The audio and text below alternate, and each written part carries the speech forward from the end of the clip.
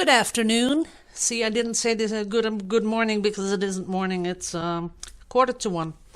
Okay, guys. First off, of course, I want to really thank everyone that is sponsoring my channel.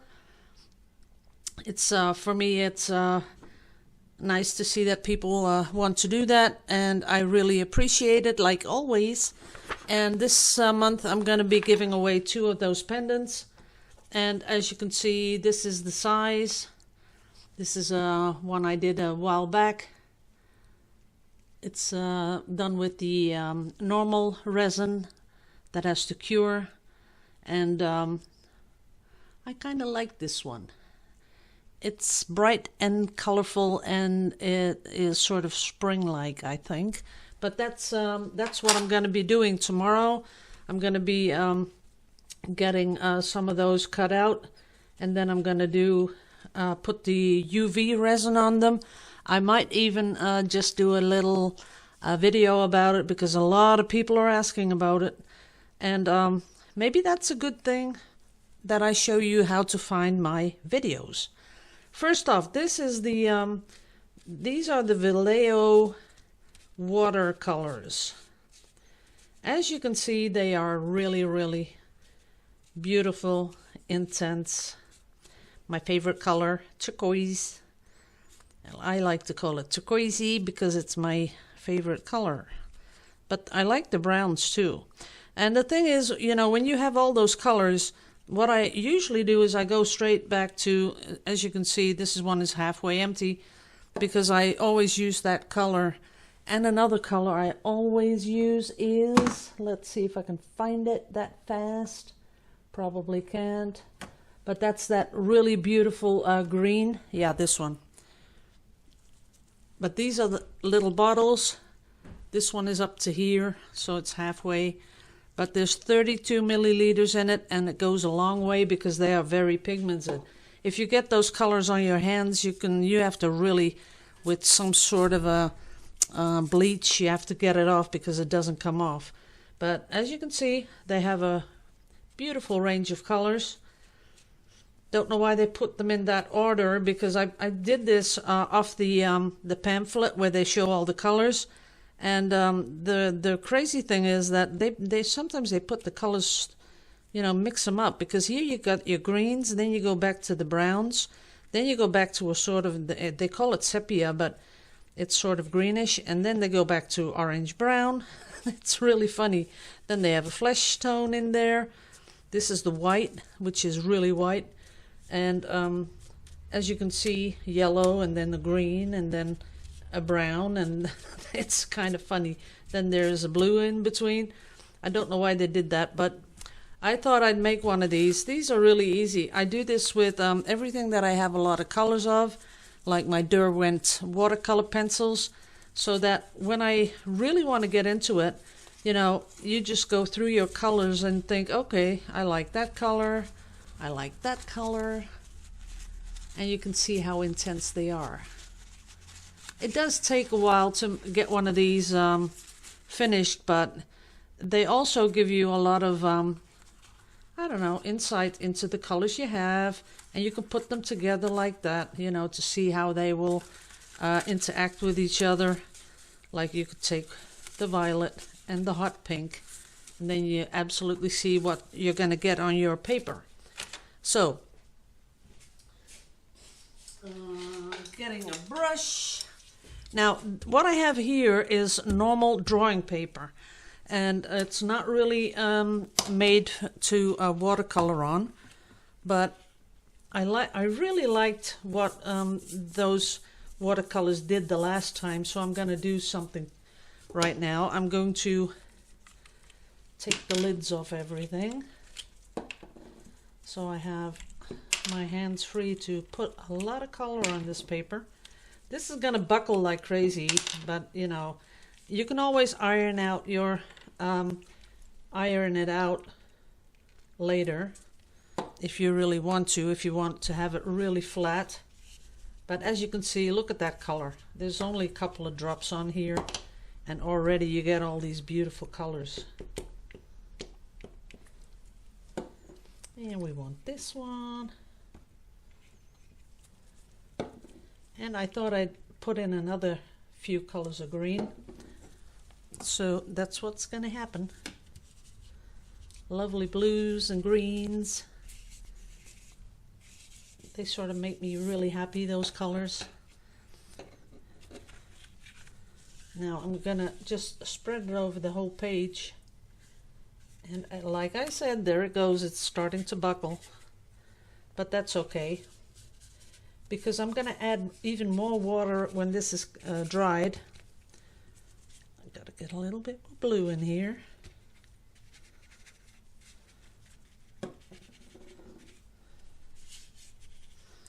And a little bit more blue down here.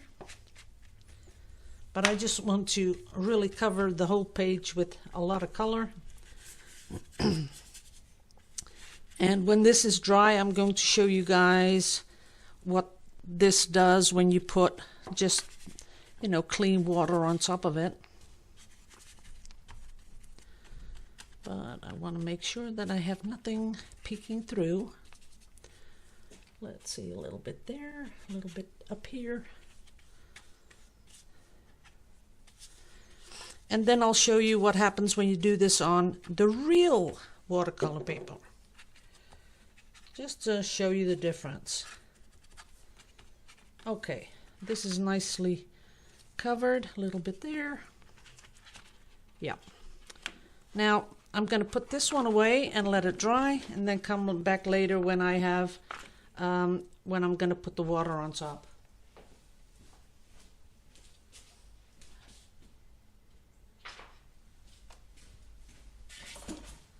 Now this is the other paper that I always use. That's the this one. So write it down. This is the paper I'm using. 300 grams, 140 pounds, square meter. Now what I do is usually I wet it. You can see that there's a little bit of color, but that doesn't matter because we're going to turn it around. So now it's nice and wet. Oops, there's some of my glove. There you go. Turning it around.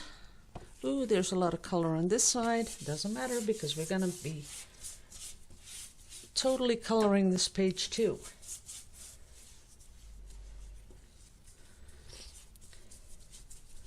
And for this I like a really big brush. As you can see, this is a really big brush. They're not that expensive because it's a thin synthetic brush. There we go. Oh, and there's another thing I wanted to tell you guys, because I get a lot of people that, you know, you leave a comment, and then sometimes it takes a day or two before I answer if I'm, you know, working during the week. But then some people answer on my comment, or answer my answer, if you know what I mean. Guys, I don't see that. That doesn't pop up in my feed. So if you're going to be doing that, if you want to comment on one of my comments, then just make a new one, because that I see that popping up, and I think because I don't want you to think I don't have time to do that, but I just don't see it. Very rarely do I see something popping up because I'm on my tablet. And then I go find it. I scroll back and find it, but usually I don't really see it. So that's the deal with YouTube. That's gonna see how this sort of more gets pulled into the paper. That's the difference. A little bit of this color up here, a little bit darker. And then some more green. And this makes really beautiful patterns in the on the paper, especially. Oops, I shouldn't have done that. Oh yeah, I should talk to you guys about that. when the paper is wet, and then it's more delicate. So when you put your tip on the paper, as you can see here, you sort of scratch the paper. And where you scratch the paper, the color will be able to penetrate into it just a little bit more. So you've got to watch out for that. So that's the better thing to do. I'm going to do some dark down here because I want different colors. Now what I'm going to do with this, because no one has mailed me about the hearts, so that's fine, so I can go on to a next project.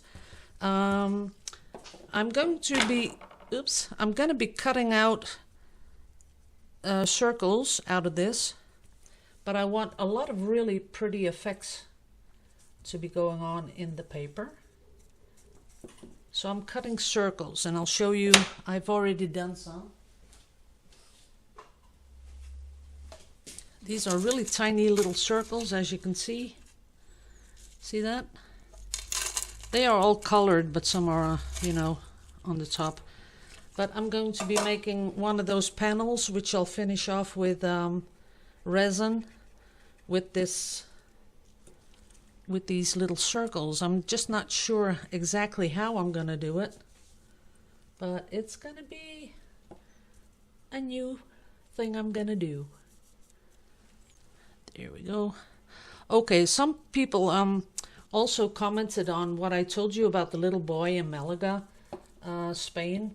Malaga is way down in the tip of Spain, and the parents were they were going on a picnic or something like that, and the mother was busy, and she asked the father to watch the son. And then he sort of got, I don't know, he had to do some stuff. And then all of a sudden, the little boy fell down that well. Well, yesterday, they've already had people like a pathologist that checks out, stuff that's going on with when someone died. And he confirmed that the little boy had died the first day that he fell in that thing. So I think, although it is devastating as parents to have something like that happen to your child, the other thing that I think, it's better to know that he died the same day than be in a dark pit for a couple of days without water and food and crying for his mommy and that kind of stuff.